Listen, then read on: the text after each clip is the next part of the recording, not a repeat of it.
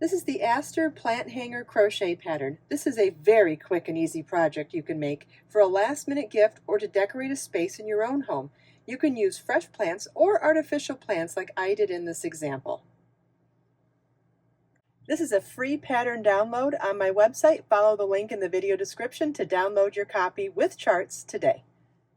This plant hanger begins at the base and is worked upwards to the straps.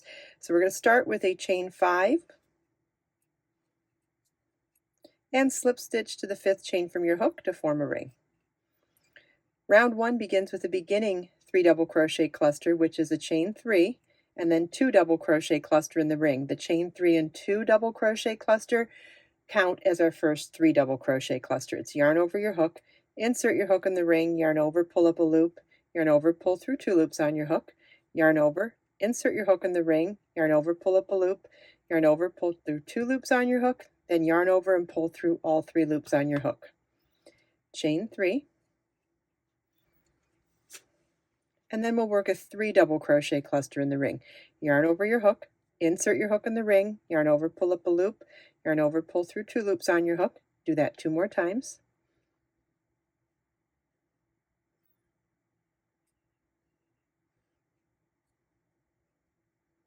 Yarn over, pull through all 4 loops on your hook. And you want to do this for a total of 6 clusters in the ring.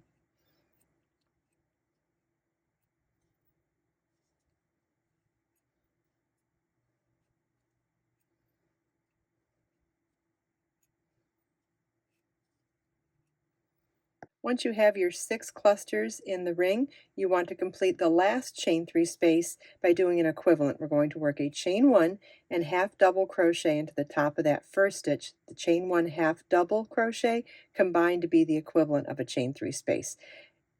Half double crochet is yarn over your hook, insert your hook in the stitch, yarn over, pull up a loop, and yarn over, pull through all 3 loops on our hook. This is what your work should look like at the end of round 1. You should have 6 cluster stitches and 6 chain 3 spaces. Round 2 begins with a chain 1 and single crochet in the first chain 3 space, chain 5, and single crochet in the next chain 3 space. You want to repeat this all the way around.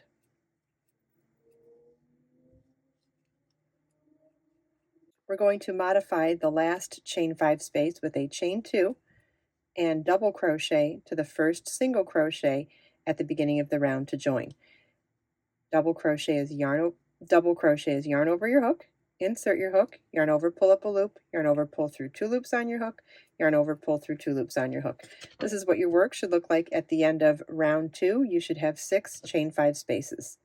Round 3 begins with a chain 1 and single crochet in the same space, chain 7,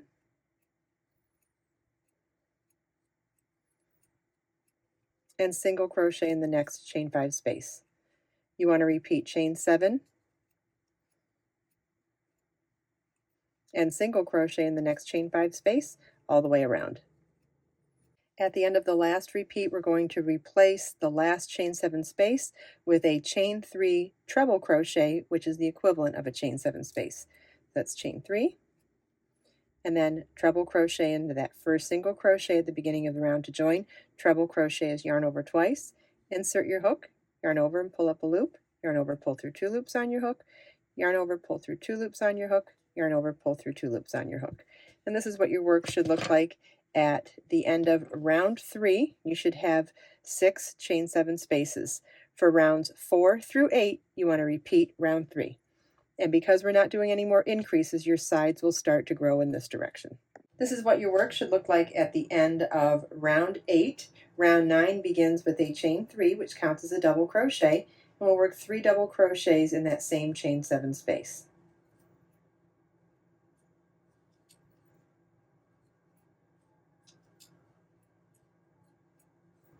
In the next chain 7 space, we're going to work 3 double crochets, chain 65, 3 double crochets. Keep in mind, you can adjust that chain length to however long you want your plant hanger to be.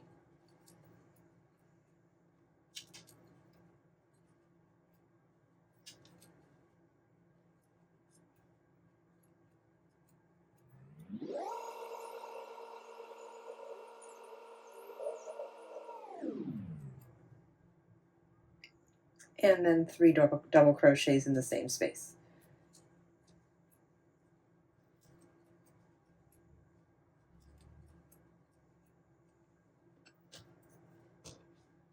In the next chain 7 space, work 7 double crochets.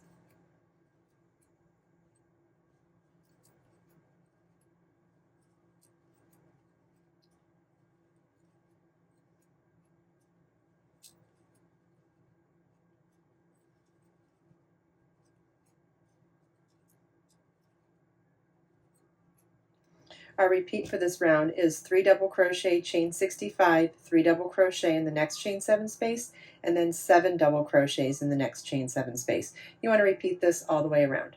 At the end of the last repeat, you want to omit the last 4 stitches, because in this first chain 7 space we did 4 of the 7 we needed, so we'll just finish it up with the 3 additional at the end of the round. And then slip stitch to the top of the chain 3 at the beginning of the round to join. And that completes the plant hanger portion of this pattern. You want to fasten off your yarn and weave in your loose ends. In the next section, I'll show you how to make the band that attaches these 3 together and that you hang from the wall. So cute. Okay, so you want to grab all 3 of your long chains and holding them together, facing forward like this. So we're going to slide the whole thing down to put this in front of us now, and you're going to tie our yarn to our crochet hook and join with a slip stitch through the 3 thicknesses of that chain space. Join with a slip stitch, chain 3, and double crochet in that same space like that. Now we're going to work in rows, but we're not going to turn our work. We're going to do a chain 3 and double crochet in the space between the 2 stitches on the previous row. Like that. And again, not turning our work, we're going to chain 3. This would make a great cord, it would make a great belt, it would make a great strap for anything. Chain 3 and double crochet in the space between the 2 stitches on the previous row. Notice that we're working in rows but not turning our work.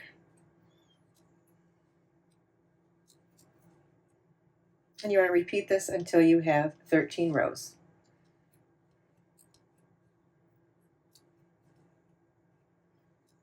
To help spread out the last 2 stitches like all the previous rows, right before fastening off, I cut my yarn. I'm going to insert my hook between the 2 stitches and work 1 additional slip stitch and then fasten off. Totally optional, but it kind of makes it look the same as the previous ones then. And just like I said with the chains down here being adjustable to however long you want your plant hanger to be, this band is also adjustable. You could make this as long as you want it to be as well. So now all that's left is to weave in our tails and fill this cutie with a plant. Okay, so now we'll just insert our plant into the plant holder. I love that you get to see the flower from the bottom. So cute. And then we'll slide these up.